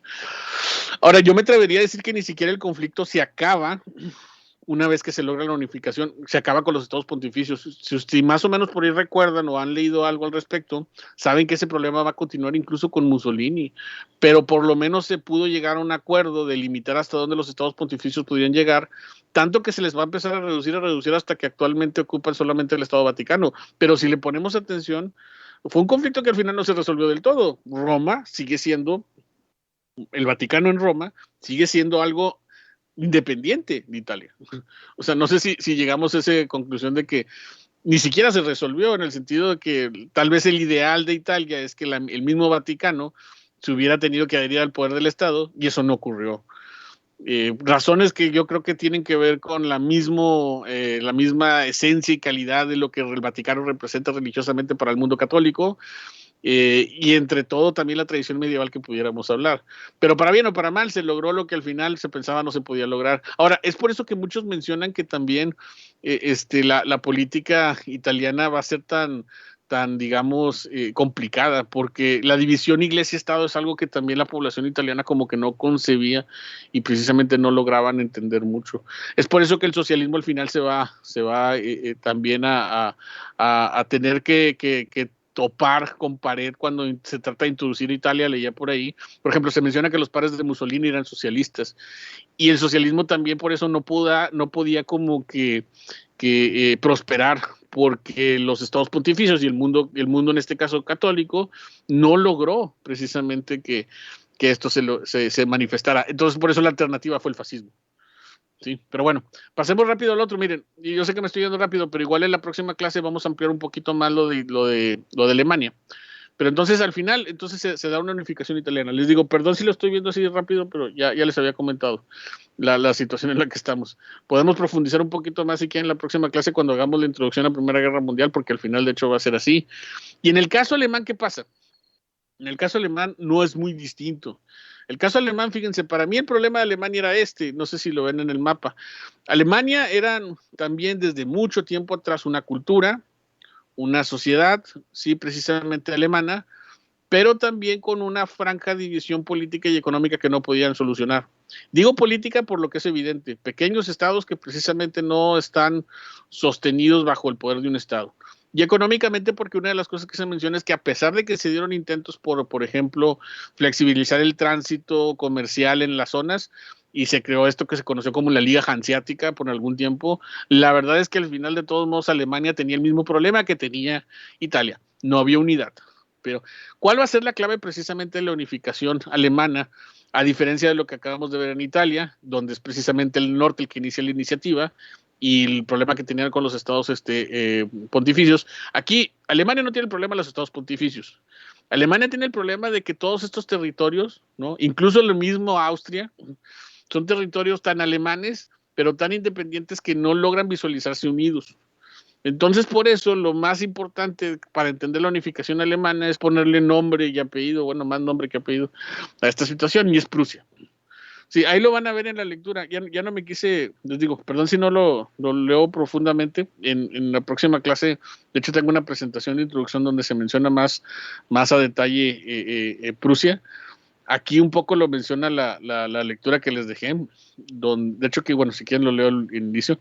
Dice, el reino de Prusia, menos todavía que en Austria, la política de reacción no podía consistir en una vuelta al antiguo orden, que solo el rey Federico Guillermo IV y su camarilla de grandes señores y algunos publicistas como Víctor von Strauss creían aún posible.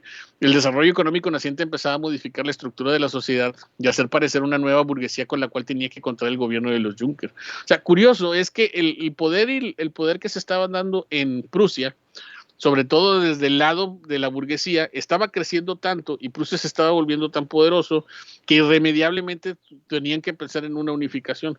Así que dos personajes van a ser importantes para la unificación alemana y son los que tenemos ahí. Guillermo I, precisamente por ser la cabeza del gobierno prusiano, y Otto von Bismarck, sobre todo Bismarck. Bismarck se va a convertir a partir de aquí no solo en el líder de la unificación alemana, no solo en el gran unificador alemán y en el vencedor de la Francia de Napoleón III, que si se acuerdan, Napoleón III lo habíamos dejado por ahí abandonado y aquí es donde lo íbamos a retomar, sino también en el gran líder de Europa, por lo menos durante el tiempo en el que estuvo vivo. Sí, o sea, Bismarck se va a convertir en una figura tan importante después de la unificación, el respeto que se le tenía a lo que logró Alemania, no sé si miedo también, para no llamarlo de otra manera, se va a ver tan reflejado en su figura, que bueno, después de esto Bismarck va a tener prácticamente al mundo doblegado. Sea cual fuera, Prusia empezó a tener intentos precisamente por ampliar su territorio y unificar Alemania. Ahí es donde precisamente viene la guerra con Francia. ¿Qué pasó con la guerra con Francia? La guerra con Francia fue precisamente por sospechas por parte del gobierno francés de lo que estaba haciendo Prusia. Y en este caso precisamente por las anexiones y la expansión y además tratos que estaba haciendo. Obviamente esto no le gustaba a los franceses, que para ese momento con Napoleón III consideraban tenían el ejército más poderoso de Europa y se van a enfrentar a los prusianos. Esto va a ser el perfecto catalizador para que la unificación se consolide, porque ¿qué más puede unificar un pueblo si no es la guerra contra otro? Sí, entonces Prusia va a utilizar la guerra con Francia como una forma de unir a una Alemania que hasta ese momento incluso todavía no estaba muy convencida de hacerlo. Cuando ven la amenaza francesa y Napoleón III, pues lo logran, se unen y los vencen, ¿no? A mí me gusta mucho esta imagen que no sé exactamente dónde sale, donde vemos allá a Napoleón III y a Bismarck después de la batalla de Sedan. Sí, muy tranquilos negociando precisamente lo que estaba por venir, pero una cosa es segura, les digo, rápidamente para dejarlo en claro, y la derrota francesa, ¿sí?, va a ser el principal catalizador para que los prusianos en territorio francés, en el Palacio de Versalles, en la, ¿cómo se le llama este lugar? No me acuerdo, el Cuarto de los Espejos, no me acuerdo cómo se le decía. En 1871 alcen sus espadas, vemos a Guillermo I, vemos a Bismarck, ya una vez derrotando a los franceses, ahí ellos determinan que nace el Imperio Alemán. Con el nacimiento del Imperio Alemán, sí, rápidamente, vamos a ver que viene obviamente toda una nueva etapa en la historia de Europa. Sí. El Imperio Alemán a partir de aquí se va a consolidar como el mejor ejército después de que le ganó al que en otro tiempo era el mejor ejército, que era el francés. Pero como ahorita lo mencionaba, ellos van a imponer condiciones. Obviamente son un ejército poderoso, pero también vamos a hablar de los pros. Los pros es que los alemanes habían logrado unificarse por primera vez. Aparece Alemania como nunca había existido, por lo menos no en la historia reciente. Eso les va a dar oportunidad precisamente de crecer. Los contras eran que ya para el momento en que lo logran, otros imperios colonialistas, sobre todo Francia, sobre todo Inglaterra, ya estaban ocupando grandes partes importantes del mundo. Así que los alemanes ahora tenían la tarea y el objetivo bastante apresurado de que en las próximas décadas tenían que ahora ellos ponerse a la cabeza. Y esto obviamente los va a llevar a enfrentamientos, a conflictos, que se les va a conocer como de una etapa de paz armada, donde incomodando a algunos, incomodando a otros, Bismarck poniéndose a la cabeza de la repartición colonial en África, tratando precisamente de limitar a Leopoldo II en Bélgica, etcétera, etcétera, van a lograr lo que precisamente tal vez no se quería, que era enfrentar a Europa, porque al final eso es lo que precisamente se va a terminar.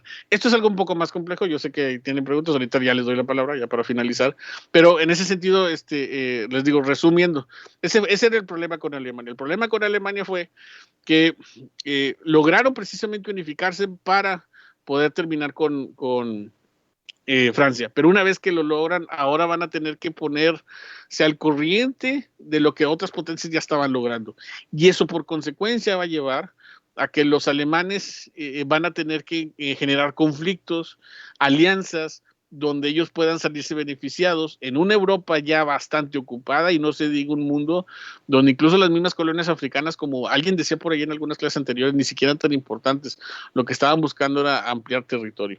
Esto es algo más complicado, pero creo que así podríamos resumirlo. Bueno, a ver, ahora sí, Miguel.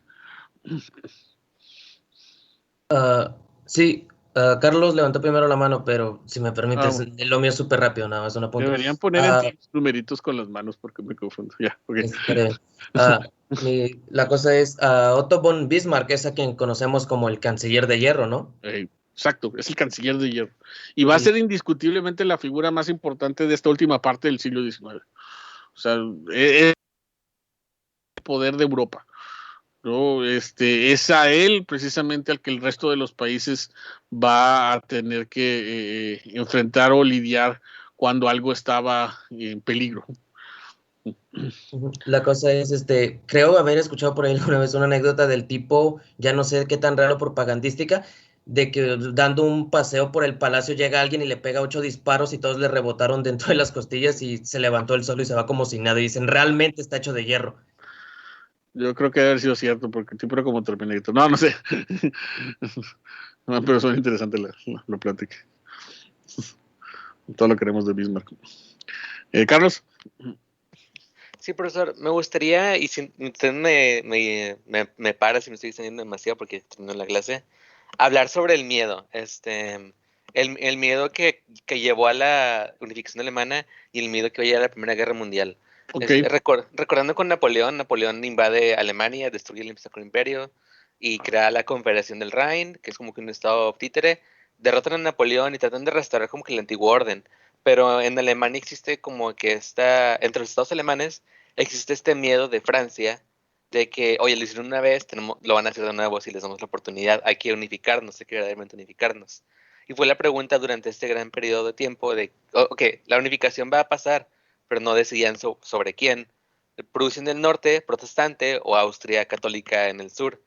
Y Bismarck, con sus medio maquinaciones políticas, logra manejar el miedo de los alemanes, uno, contra los católicos, porque recordemos que Alemania aún está muy dividida religiosamente. El norte es mayoritariamente protestante, mientras que el sur es primariamente católico. De hecho, los estados de Bavaria del sur son muy, muy católicos aún hoy en día. Y son los que tienen más deseos de separarse de Alemania hasta hoy. Entonces, primero es eso, el miedo contra Francia. El miedo religioso Y hay una guerra en la que Bismarck logra expulsar a Austria de esa Confederación del Rhin, logra como que unificar a los estados del norte bajo Prusia con la... Ay, no me acuerdo, es una confederación económica, pero era en todo y nombre dominio prusiano. Y luego por medio de artimañas políticas, debido a la sucesión del trono español, él logra que los franceses, y es lo que usted dijo, hubo esta guerra con Francia, pero él logró que los franceses declararan la guerra bajo Napoleón III contra Alemania. Y, o sea, fue increíblemente fácil para él decir, hay otro Napoleón invadiendo Alemania. Y así logró traerse a los estados del sur, que eran católicos, a esta unificación alemana y declarar el imperio. Algo que me gustaría contrarrestar a lo que usted, profesor, dijo, que Alemania busca su lugar en el mundo. Yo siento que, basado en la política de Bismarck y los varios libros que he leído, él sabía que no había nada importante que ganar en el resto del mundo. Él, de hecho, su política era, ya le quitamos a Francia, Alsacia y Lorena, están súper enojados con nosotros, van a querer recuperarla, hay que distraerlos. Cada vez que Francia quiera tierras coloniales, la política alemana es de apoyar a Francia. Darles como que, ok, perdiste territorio en Europa, pero conseguiste territorio colonial y te apoyamos, como que para que olvides que te quitamos esto. Y Bismarck llegó a considerar que una inversión alemana, debido a su localización y debido a su corta unificación, era inútil intentar hacer una potencia colonial, más porque ya estaba todo dividido. Pero es con la muerte de Guillermo I, de su heredero, y luego la llegada de Guillermo III, que Bismarck es excluido del poder, y me imagino que eso lo vamos a ver después. Sí, Wilhelm, sí, Guillermo II, que Bismarck lo excluyen del poder y como que eliminan toda esta política que él tenía. Sí. Él vuelven estos como que personajes que creen que el verdadero poder es la gloria colonial, y es cuando empieza la Primera Guerra Mundial en miedo. Uno, por el miedo de quedarse atrás, y dos, porque tienen este miedo de que Francia, Rusia y Inglaterra van a irse contra ellos cuando no había ninguna razón. Bismarck había dicho, ni siquiera te molesten en pelear contra Inglaterra en cuestión naval, y es Guillermo II el que empieza una guerra, un programa de armamento naval para desafiar a Inglaterra y se hace enemigo de ellos. Y bueno, esto y muchas otras cosas que ya no quiero indagar demasiado, profesor. Perdón. Es que sí, es que son muchas cosas, todo lo que mencionaste es cierto. De hecho, Alsacia y Lorena no lo mencioné, lo voy a mencionar en la próxima clase. De hecho, mucho se menciona por ahí que la conferencia de Berlín de 1885, que precisamente fue dirigida por Bismarck, tenía como intención desviar la atención de los territorios que se habían perdido tanto en la cuenca carbonífera del Sarre como por lo que se había perdido en Alsacia y Lorena, para compensar los territorios que los alemanes le habían quitado a Francia durante la guerra franco-prusiana. Y es cierto, o sea, lo que mencionas es cierto, nada más que te digo, porque digo, en serio, me disculpo mucho, pero insisto, no estamos viendo esto como deberíamos, porque si no, nunca vamos a acabar. Hasta precisamente que vienen los hijos de Guillermo I y en particular Guillermo II, porque fueron sus hijos en particular los que van a tener una visión distinta y van a quitar del poder a quien realmente tenía el poder, que era Bismarck. Es que precisamente las intenciones expansionistas de Alemania van a cambiar. No porque yo pienso, y ahí es donde yo creo que yo quisiera también contrarrestar un poco, no porque yo creo que Bismarck no quisiera ampliar a Alemania o porque no tuviera intentos de colonizar, pero prefería tener una Alemania en paz con el resto de Europa a entrar en conflicto. Cosa que los herederos de Guillermo I ahí sí que estaban buscando y aprovechar la oportunidad de crear conflicto precisamente para llegar a ese otro nivel de circunstancias.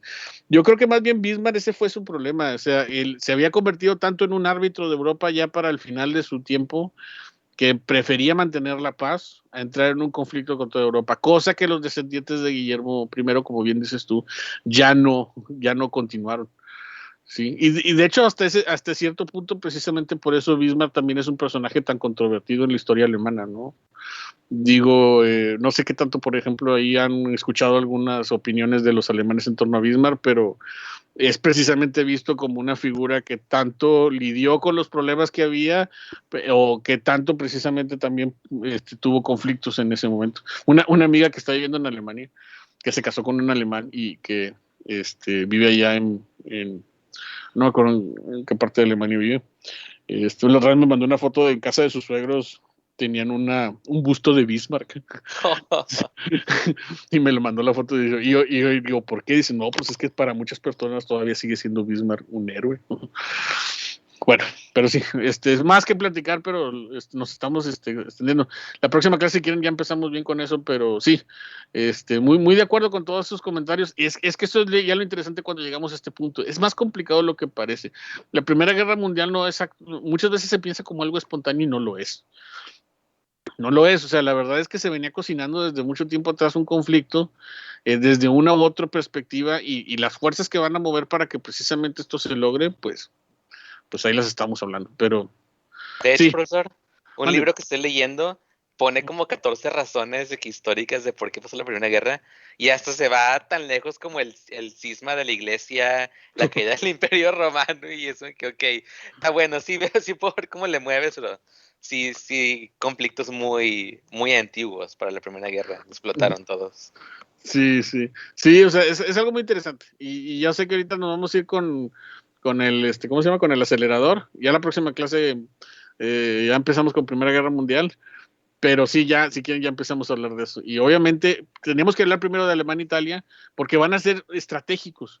O sea, si no mucho de lo que hablamos es que, de hecho, el problema al final, por ejemplo, una de las reflexiones finales es que también se le carga la mano históricamente a Alemania en el conflicto.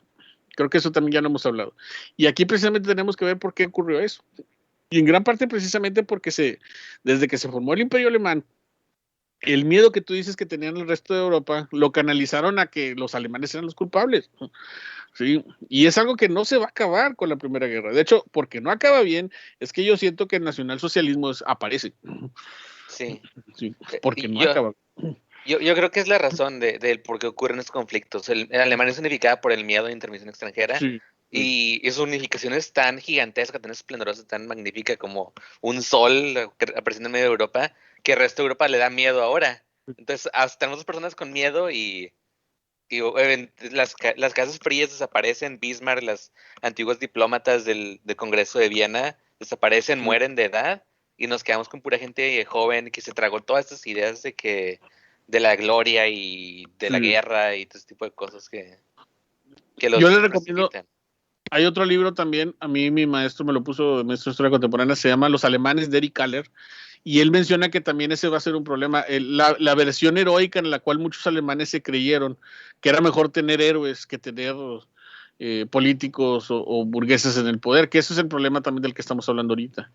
Y entonces muchos creyeron que también esta parte heroica de llevar a Alemania a la gloria, que es lo que tú dices que se heredó con los hijos de Guillermo I, ese va a ser un problema sustancial que incluso todavía después de la guerra van a sostener bastante los nacionalsocialistas. Pero bueno, hay muchas cosas ahí que mencionar. Yo ya me excedí, ya sé que muchos ya se están yendo, entonces, pues si quieren ya le dejamos ahí. Próxima clase prometo ya ser más conciso, pero ya empezamos Primera Guerra, oigan, porque si no empezamos Primera Guerra, estas cosas ya no van a tener sentido que nos platiquemos.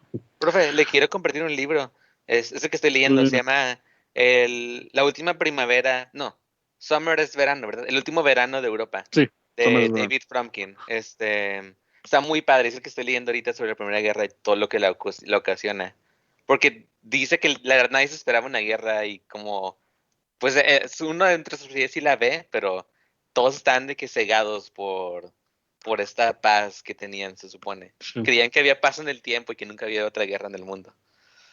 ¿Y de qué año es el libro? Es reciente, déjenme lo encuentro. Es que lo tengo en mi Kindle. Eso puede ser interesante. Bueno, ya ahorita estamos en la sobremesa, quienes se tengan que ir, se pueden retirar.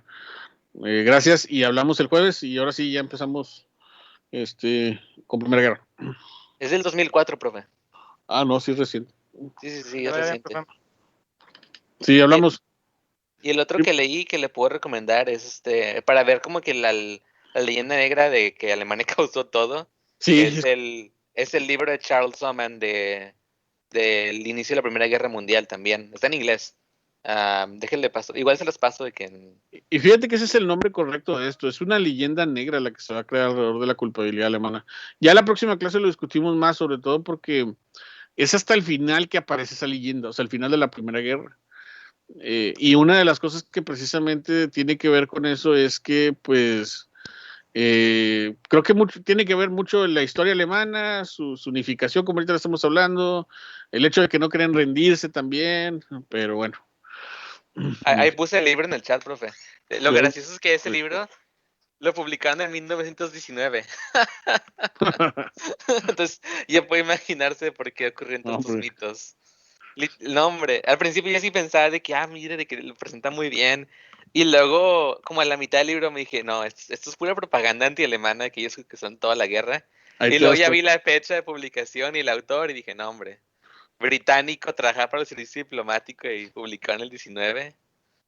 Ahí te das cuenta cuando un libro es absolutamente propagandístico por las cercanías con la fecha. A mí me choca eso, y a mí me ha pasado varias veces. Fíjate que cuando daba historia de África, yo batallaba mucho para conseguir bibliografía, y luego me aventé hacia a librerías y me encontré un libro que se llamaba el África colonial y descolonizada. Yo bien feliz porque dije, es bien difícil conseguir libros así. Y luego lo empiezo a leer y no, es que África está bajo el yugo del poder colonial. Y yo, carijo. Y no voy viendo, pues es que es de los 60s, o sea, es precisamente, no tenía mucho que se había dado la descolonización, y el libro casi era un panfleto total en relación al poder y la opresión contra África, que no es que esté en desacuerdo, pero el problema es que no era nada objetivo. Y yo, no, pues esto no me sirve. O sea, me acuerdo que no sé qué le hice al libro, que creo que hasta lo tiré, de que no, pues si le pongo esto a mis alumnos, no nada más no van a aprender, sino hasta los voy a... Les causa un daño. Sí, les causa un daño, exacto. Entonces, sí, eso pasa mucho. Y eso es por eso sí es importante enfocarse en las fechas, en los autores, porque definitivamente la perspectiva histórica ayuda mucho a que un libro pueda ser más objetivo.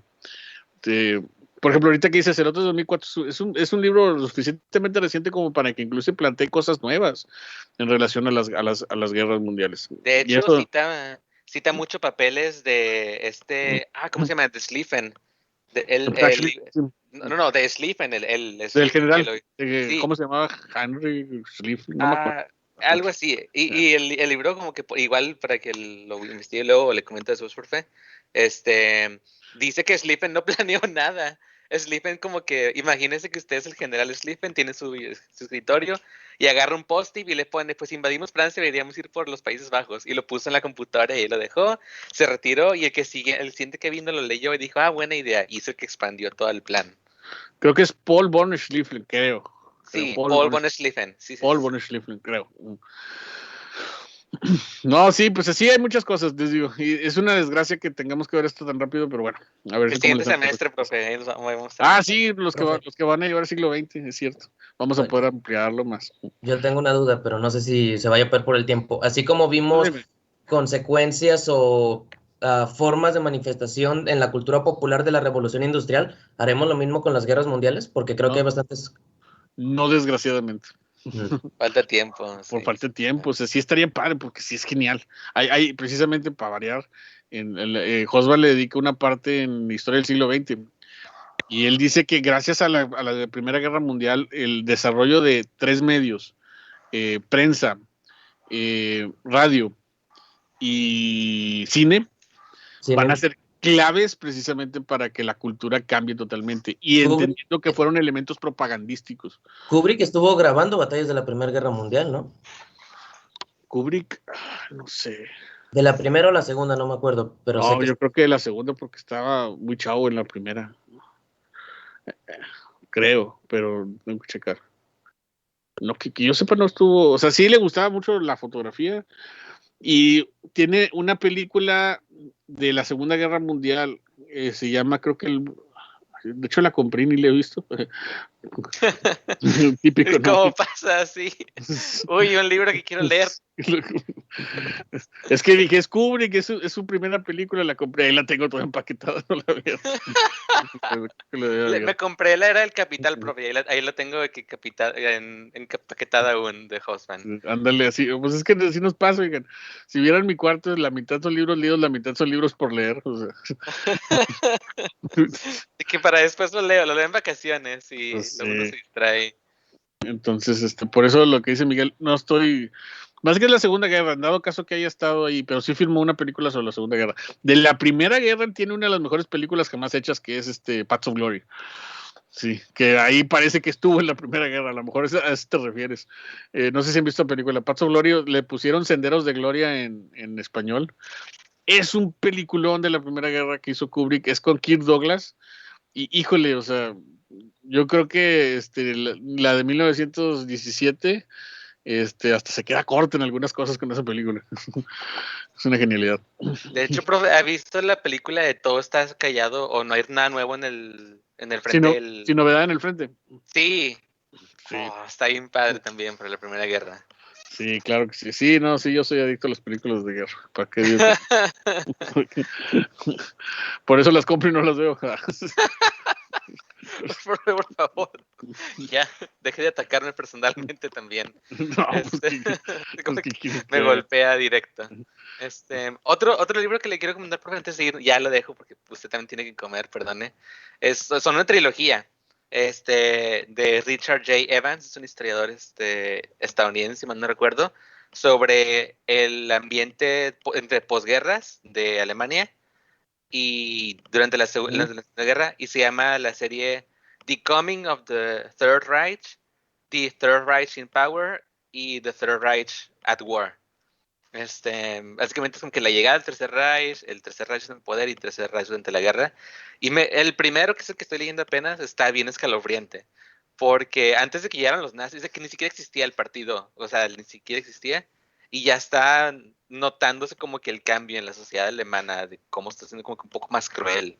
Hubo una crisis de refugiados de Rusia por la Revolución Rusa de judíos, y muchos del discurso que dijeron los políticos del tiempo me recuerda mucho al discurso que tenían los estadounidenses hace unos años con las caravanas migrantes, de que vienen a robarnos nuestros trabajos y van a destruir la sociedad, y los metieron en campos. El primer campo de concentración se creó durante ese tiempo y decían de que no, es que no son campos malos, de que están bien cuidados y todo. Y luego literal fue una mujer que parte del Senado alemán a visitarlos y dijo, está horrible, de que la gente está muriendo, se tienen tuberculosis, de que están en muy malas condiciones, y la gente le valió y lo dejaron permitir.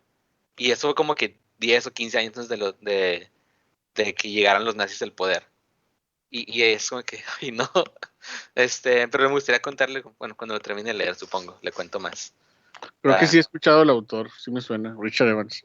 Sí, es del 2005 la serie, son 3 libros. Sí, creo que sí lo he visto. Pero bueno, vamos a dejarle ahí. Sí, lo suelto, profe, perdone. Vamos a respirar. El siguiente semestre ya, con más tiempo. Bye, profe, cuídese. Hablamos. Adiós.